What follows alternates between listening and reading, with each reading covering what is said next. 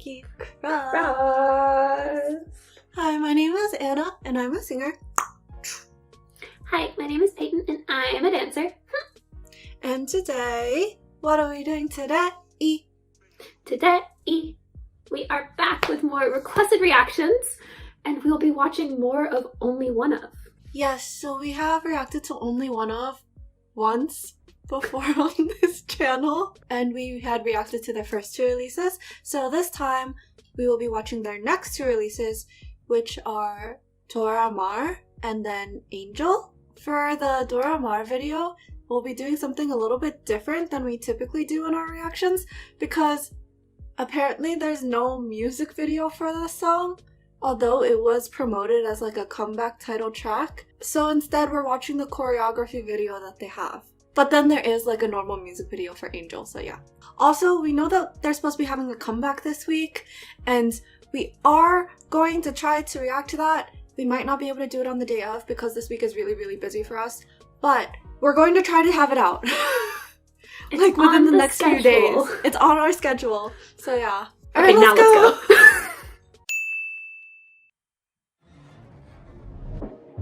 Okay. Interesting start. I kind of expected this to be a fixed cam thing, but it's not.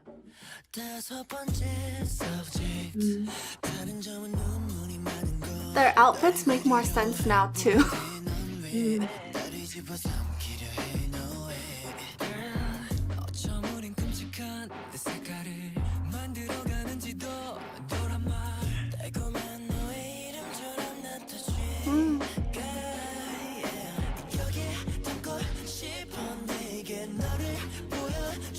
I'm gonna have to keep reminding Peyton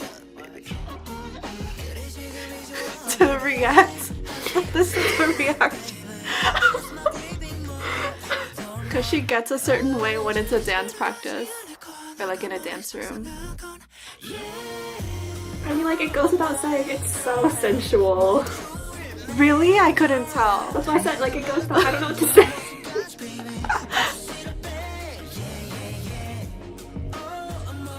But I remember that from their other songs too. Their dancing's always very like smooth and mature feeling. I mean, yeah, everything is very breathy.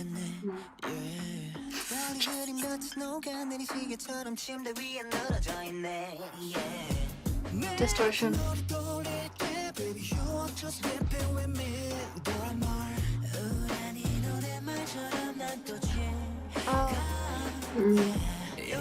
The harmonies kind of like fade in, fade out effect.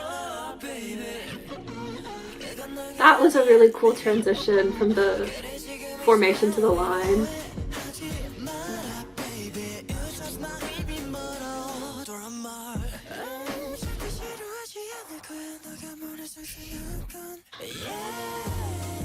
I just want to see what his eyes look like. Sorry.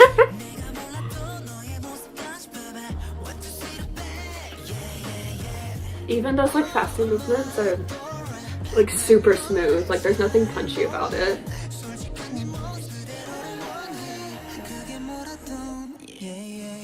They add the song.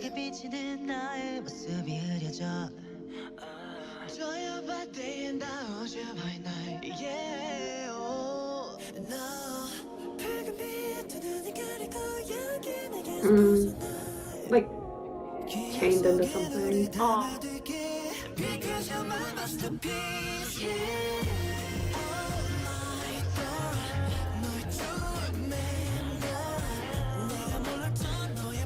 I feel like I should be hearing this on like a vinyl with like the record scratches, like the fuzziness. Ah, like the mood, yeah.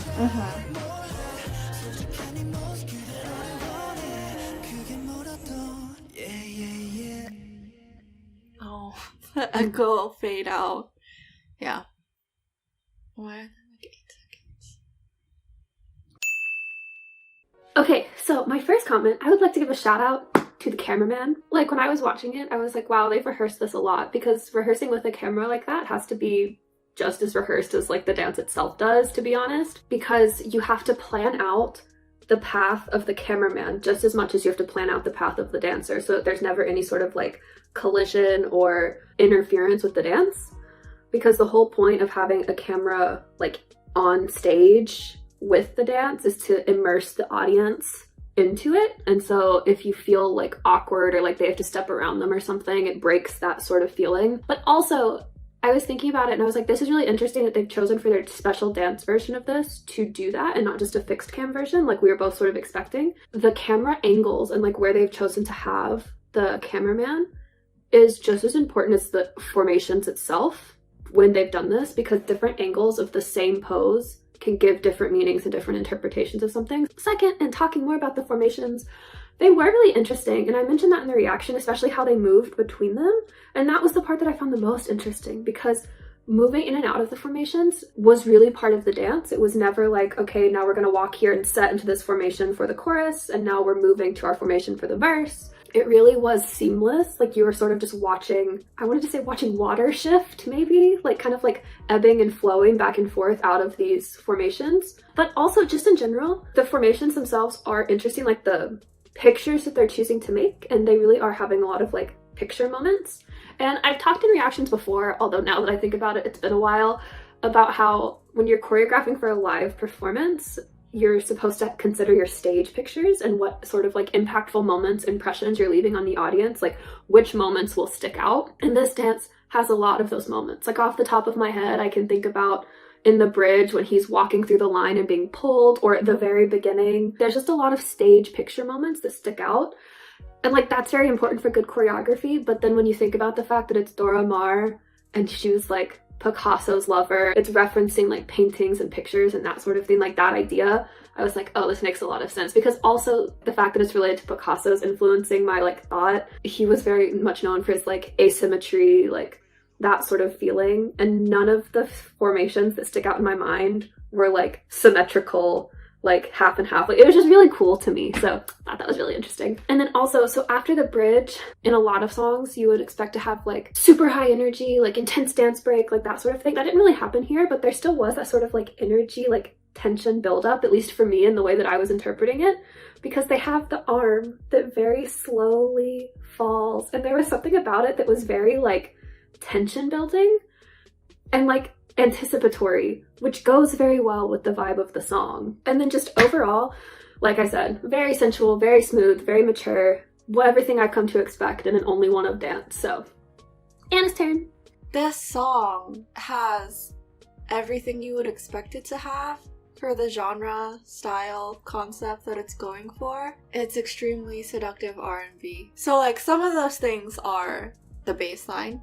It's not like in your face prominent, but it plays a very large role. And the percussion is very relaxed, kind of muted, not just instrumentally, but the melodies that they're singing too are very rhythmic, and they play with silence a lot. Another thing I mentioned earlier when we were watching, there's a lot of breath. Their singing is very breathy, and also there's a lot of like inhale, exhale breath sounds left in. Another thing with the way that they're singing is there's a lot of like vocal fry as like stylistic choices, like leading into a line that they're singing. Instead of just hitting the pitch, there'll be like a sort of feeling to it, and then like in the middle of a line they'll have that, or like at the end of the line they'll have that, and it's like that for almost every single line that's sung. A little detail that I really liked, that honestly is not a big part of the song, but I really liked it, the very beginning, it's sort of like chaotic strings orchestra, but it's sort of that feeling of like free falling, and then you crash and you're like falling into the song that's about to begin. But the song just in general had a lot of little like details like that, a lot of little distortions and effects specifically on their voices. Just to name two that really stick out in my mind are in the second verse, I think it's Meal's part, his voice gets really distorted, and I'm like, oh, I think I reacted when we were watching. Not only is it like a cool thing to put in, but like it highlights that part and it makes you focus on that line. The other one is in the bridge, like as soon as the bridge starts for Rie and Nines, singing parts, there's like a muffled effect on it. But I was like, oh, that's really interesting, because also it's like something different since they're in a new section, and also typically in songs the bridge will like pull back more. One thing I forgot to say earlier about how it's very like R&B is everything in this song that has pitch to it has a reverb effect on it, and it lingers for a while. So because of that, it just has this very hazy feeling to it. And then the last thing that I wanted to say is I kind of threw away a comment while we were watching where I was like, oh, it's there and then it resolves. So when they're singing, especially in the chorus, I forget the specific line, but the phrase will end, I believe, ending on the 2. So if you're singing by Do, Re, Mi, Fa, Sol, La, Ti, Do, it's ending on the Re. It resolves with the following yeah, yeah, yeah, I think, that they're singing after it. Because first the yeah starts on the 7, and then by the end of the yeah, you're at the Do. Resolution, resolving the song. So yeah, next! Okay, so for our second video that we are watching today, we will be watching Only One of an Angel, which was produced by Gray. And so we're really excited. It was part of their like produced by series where they like worked with different producers, so I'm excited to hear the Gray at the beginning of the song. Gonna listen for it. I forgot that their whole intro thing is completely silent. I was literally, yeah, I was like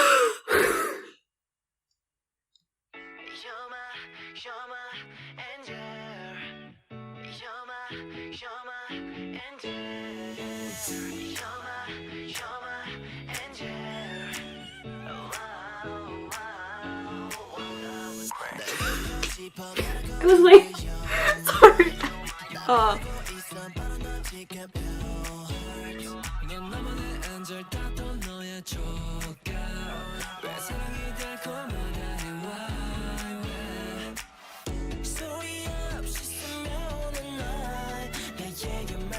You can't see, but I'm like down here like snapping my fingers.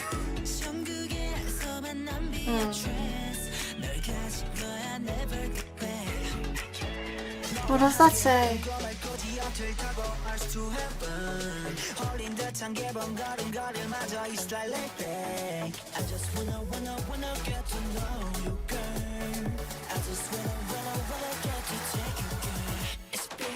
I want to know what those words are saying.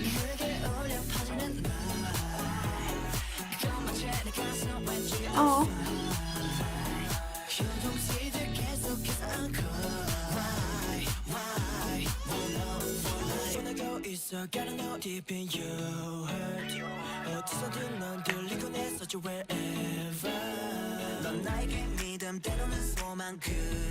Clap sounds. Yellow is the main color in this music video, and I'm living for it. Even this shade of yellow? Any yellow. Okay. I didn't know that.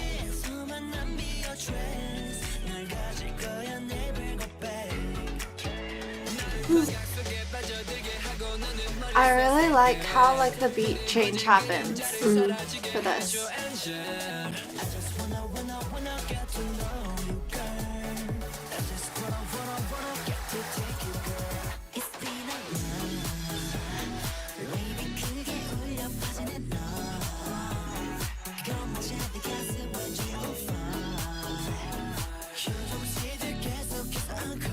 The synths in the background.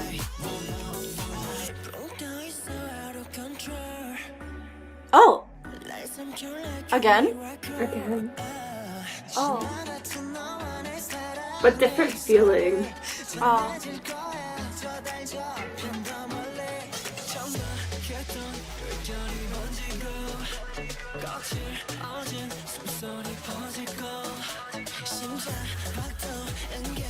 This section is longer than I thought it would be.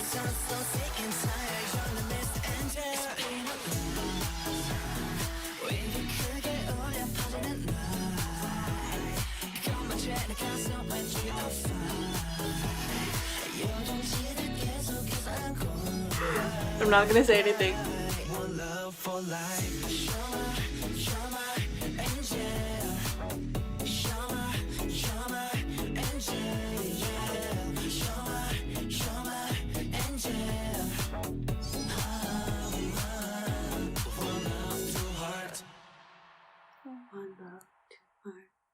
Okay. Yeah, so I mean, it's still just so light. Like last time it was smooth and sensual. This time it's smooth and light. And basically, TLDR of Only One of Dances is they just make it look so easy. Even though they're clearly working very hard, it looks very effortless, which takes a lot of skill and a lot of practice. It has to be really like into your body to make it look that easy. Like you're not even thinking about what you're doing. There's a lot of jumping in this. Not like jump, jump, jump, jump, but just like jumping into movements or jumping out of movements. That looks really effortless. Like they land and there's no sound because they're rolling through their feet, but that's a different thing. There's some sliding to the floor where they're like a member will literally slide across the stage, like go to their knee and stand right back up, and they make that look really effortless when really it's not. It just looks easy, and that's cool and impressive. It is interesting though, because compared to some of the other Only One of dances that I've seen, this one has a lot more noticeable accents in it, and it works because of the instrumental, and they're basically just highlighting different things that are happening in the instrumental, like the snapping or the clapping, and so it's really good musicality.